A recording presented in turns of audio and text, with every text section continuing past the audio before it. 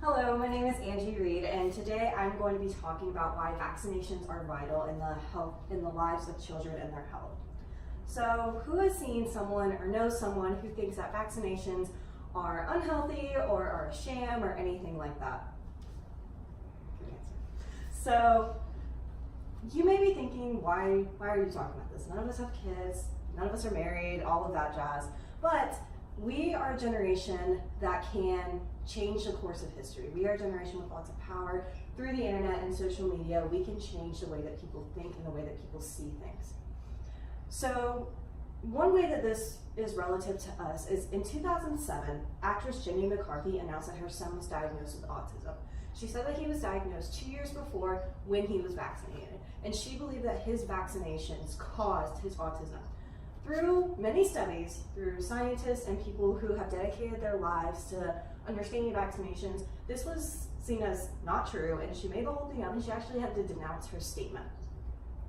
So, as for me, why should you believe me? Why should you say, oh, this girl doesn't know what she's talking about, or she does know what she's talking about?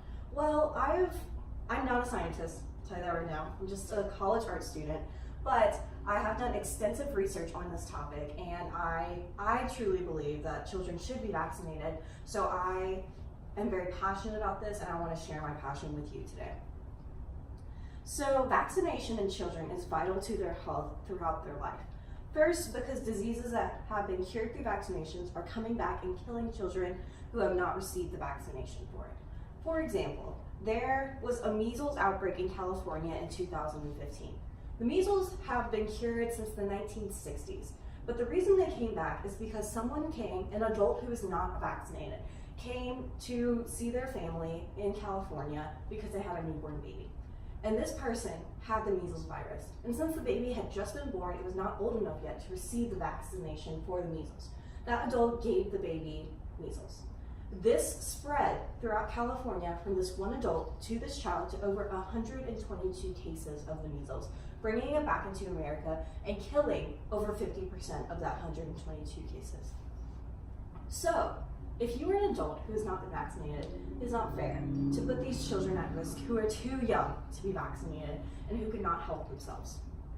Secondly, vaccinations can save your family both time and money.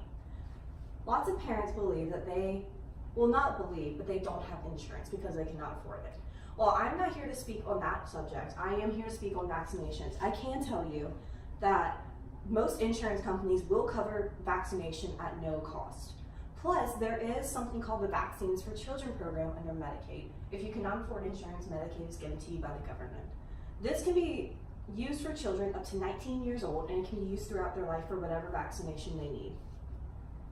And finally, the threat of vaccinations harming your child rather than hurting them are extremely low.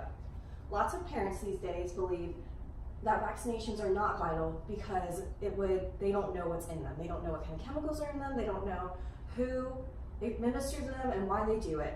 But there have been many studies disproving this theory, because while you may receive headaches, fever, and soreness after your vaccination, these are very common and usually go away within a few days. And while any medication can cause a reaction in any person, it is about 1 in a million chance of this vaccination actually harming you throughout your life. So as for people who believe that vaccinations are not vital to the health of children, I say that is not fair. It is not fair for you to take that stance on other people who have not received vaccinations, because vaccinations work in two ways. You are not vaccinated, someone else is not vaccinated, the disease is carried between you two. Or you are vaccinated, someone else is not vaccinated.